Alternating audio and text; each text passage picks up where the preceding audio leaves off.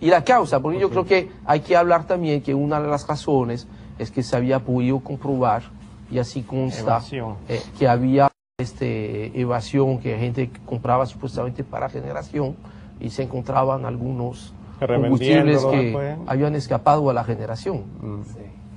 Eventualmente, ahí lo dice todo, ya eso creo que le llaman usuarios no regulados. Sí, exactamente. Pues tenían la potestad de comprar sin impuestos, y aparentemente habían cierta desviación de los combustibles. Esta parte, vamos al mismo punto, muchas veces pagan justo por pecadores. Sí. Habrá que ver cuáles de los usuarios no regulados pues se daban a la tarea de quizás hacer algo que no estaba previsto en el esquema existente, pero hay otros que quizás han hecho inversiones cuantiosas en generar su propia energía, pensando en una reducción de sus costos, y entonces ahora esta nueva medida pues es un revés, digamos, a todos los planes que tenía esa empresa. Hay que ver con qué celeridad y con qué precisión el Ministerio de Hacienda maneja cada caso, porque ahí dice que aparentemente se va a estudiar caso por caso el consumo, la cantidad a consumir, y habrá que ver eso, con qué precisión, con qué celeridad se otorga, se establecen los parámetros de cada industria en particular. Sí, porque una buena medida, en teoría, pudiese tornarse una mala medida si efectivamente el procedimiento no es acelerado o expedito. Habría que inspeccionar cada instalación, o sea, la capacidad de cada instalación, las condiciones, porque a veces una planta en óptimas condiciones consume algo y otras consumen menos, y habrá que ver el propio consumo de la industria. Claro. Porque muchas veces, o sea, usted tiene una planta de 1 mega, pero quizás si usted es eficiente a nivel de maquinaria, pues usted consume un 80%, o sea, el combustible, quiero decir, el uso de la maquinaria versus la planta en sí, el consumo que pudiera tener. Yo pienso que como no se trata de cambiar la medida, ¿no?, del beneficio de la exoneración, sino de administrar la ley. Esa parte es positiva. Eso está bien. Eso es positivo, porque aparentemente lo que el Estado ahí está tratando es de evitar un mal uso de la ley por parte de los beneficiarios, ¿no?, que están trayendo un combustible exonerado supuestamente para ser utilizado en la generación de energía, y lo están utilizando para otros fines, para venderlo con ventajas que no le corresponde en el mercado.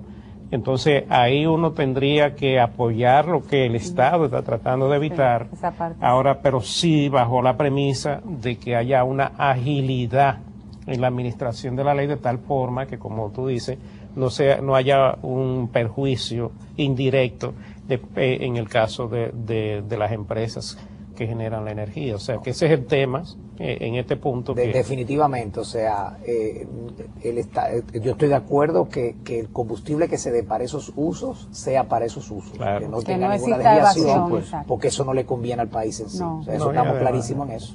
Sí, ahí es interesante para que entendamos de qué cuánto estamos hablando.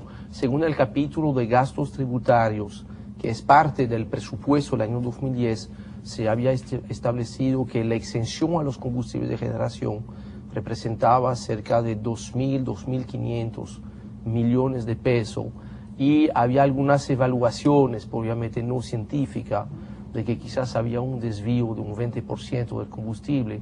O sea que estábamos hablando ahí de poder recuperar unos 500 millones de pesos al año. Eso es saludable. Es saludable y necesario. Y yo recuerdo que el año pasado, cuando estábamos hablando del posible aumento del salario de los médicos, es una de las medidas que habíamos recomendado a la comisión bicameral, por lo que yo creo que hay que estar de acuerdo con esta medida, siempre y cuando, como muy bien lo planteaste, que el mecanismo de devolución del impuesto sea expedito, que sea preciso, que sea certero y que no haya problema. Ahora, donde yo creo que hay mucho de qué hablar es el segundo texto.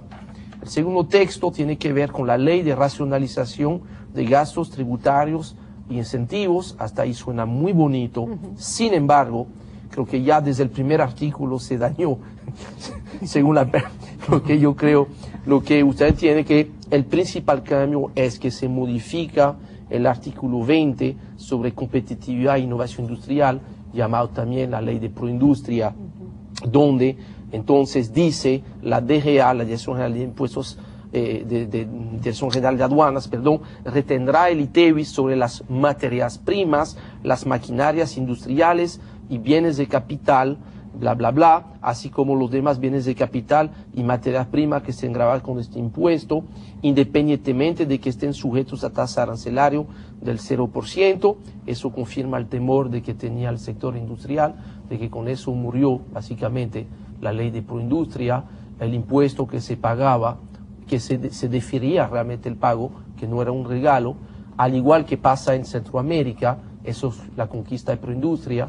Ya nos vamos para atrás. ¿Cuál es el impacto para el sector industrial según el análisis que han podido hacer? Definitivamente eso es un retroceso.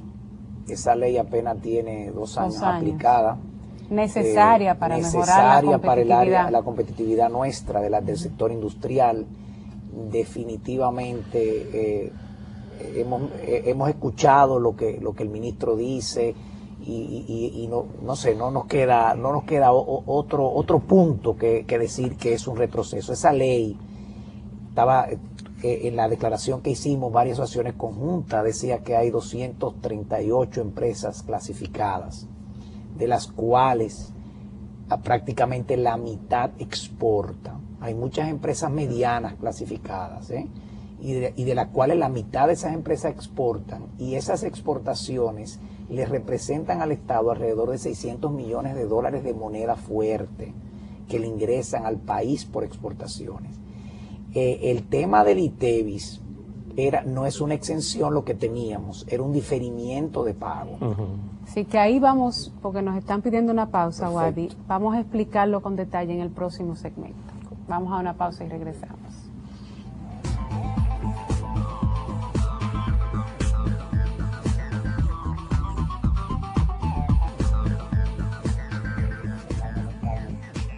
Amigos y amigas de Agenda Económica, esta noche hemos tenido con nosotros al nuevo presidente de la Asociación de Industriales de Herrera y de la provincia de Santo Domingo, al amigo Wadi Cano, quien está comentando todas estas iniciativas sometidas por el señor presidente de la República en esta semana en el Congreso Nacional para buscar alternativas de solución al déficit fiscal que está presente este año en República Dominicana.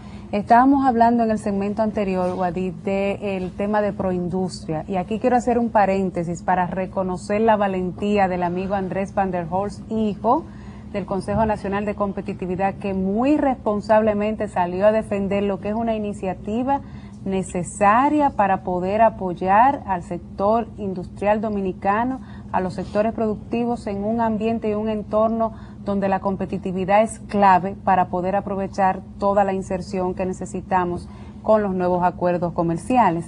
Y te iba a explicar que realmente cómo era la mecánica y no vemos el sentido real, que no sea, como tú señalaste, un retroceso en lo que era esa política pública para favorecer la competitividad. Tú ibas a explicar. Bueno, sí, lo que yo planteaba básicamente es que el ITEVIS que se pagaba en aduanas al momento de la importación, primero uno no había traído la materia prima, uno no había convertido la materia prima y ya tenía que pagar impuestos. Entonces, ese ITEVIS es que gracias a la ley de proindustria se difiere para el producto final, en el momento de la venta. El ITEVIS que se pagaba cuando se importaba una materia prima se declaraba como un ITEVIS adelantado para fines de declaración de ITEVIS, y luego ese ITEVIS se compensaba cuando uno pagaba el ITEVIS. Ahora no se pagaba nada y simplemente cuando se declaraban las ventas, pues se pagaba el ITEVIS total de venta. O sea, había poco que compensar. No se grababa la producción en sí, sino ya la venta final. La venta final, correcto. Exacto. Y eso, digamos, era una prórroga del pago del impuesto en sí. Ahora este cambio, como muy bien dice Henry, que era uno de los principales logros de la ley, que fue consensuada por todos los sectores nacionales. Y que forma parte del plan sistémico de competitividad del país que lanzó el presidente de la República con bombos y platillos. Exactamente. Porque hay que recordar que el presidente de la República es también el presidente del Consejo Nacional de Competitividad.